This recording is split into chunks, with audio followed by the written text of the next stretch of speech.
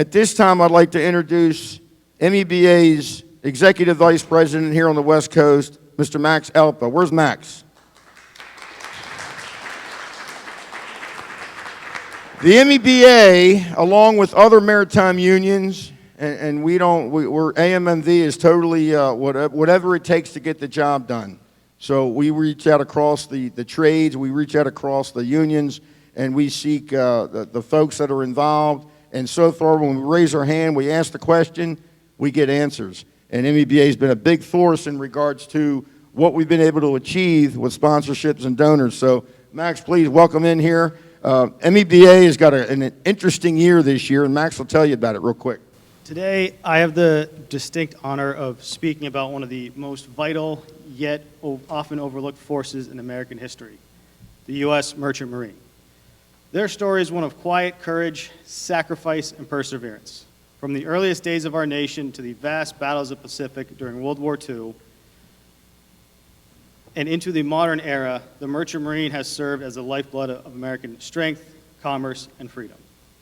Let's start with a bit of history. The U.S. Merchant Marine dates back to the founding of our republic. Long before we had a standing navy, it was merchant ships that carried goods, messages, and when called upon, fought for our fledgling country. During the American Revolution, civilian mariners took up arms and disrupted British shipping, often at great personal risk. Over the centuries, these mariners played a crucial role in every major conflict, from the War of 1812 to the Civil War and beyond. But it was during World War II, particularly in the Pacific theater, that the Merchant Marine's role became truly indispensable. The Pacific Campaign was unlike anything the world had seen. A naval war fought across thousands of miles of open ocean, dotted with tiny islands that became sites of brutal combat. From Pearl Harbor to the Philippines, from Iwo Jima to Okinawa, every battle depended on one crucial factor: supply. And that's where the Merchant Marine came in. These civilian mariners operated the cargo ships, tankers, troop transports, hospital vessels that carried everything needed to sustain the Allied effort. Fuel, ammunition, food, medical equipment, construction supplies, it all arrived on merchant ships. These sailors navigated hostile waters under threat of Japanese submarines, aircraft, and kamikaze attacks. They braved typhoons, blackouts, and convoys that were sometimes more dangerous than the front lines themselves. They didn't wear uniforms, they didn't have the full protection of the armed forces, but they served just the same, with valor, with resolve, and with honor. General Douglas MacArthur, no stranger to Pacific War, once said, "I hold no branch in higher esteem than the Merchant Marine." And he meant it. The cost was high. 1 in every 26 merchant mariners died in World War II, the highest casualty rate of any U.S. service. Yet for decades, these men were denied veteran status.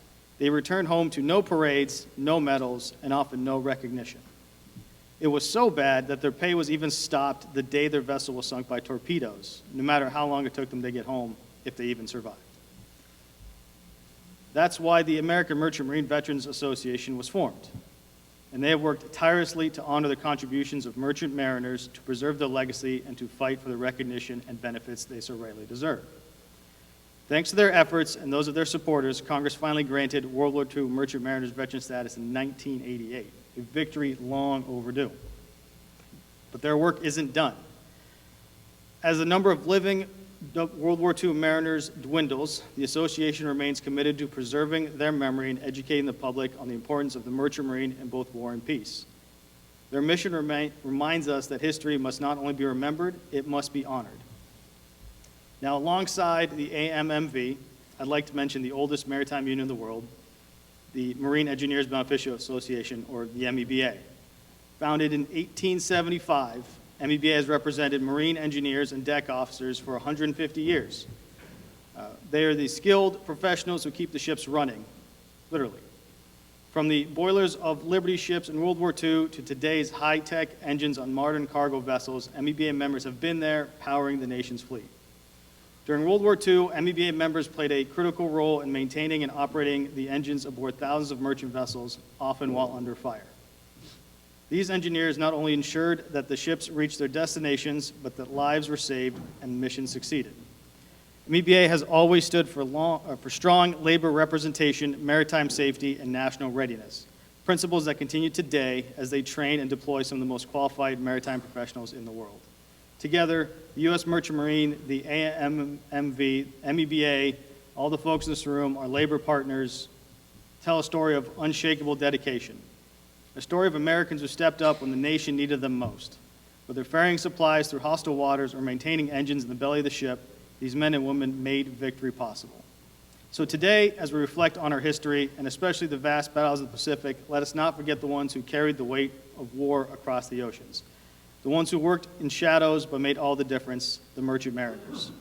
To the veterans who served and to those who continued to carry the torch, we thank you, we remember you, and we will ensure your story is never forgotten. In peace and war.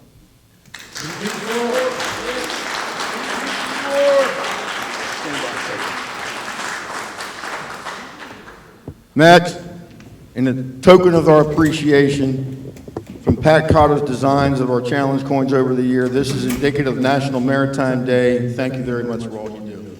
Appreciate it. Thank you.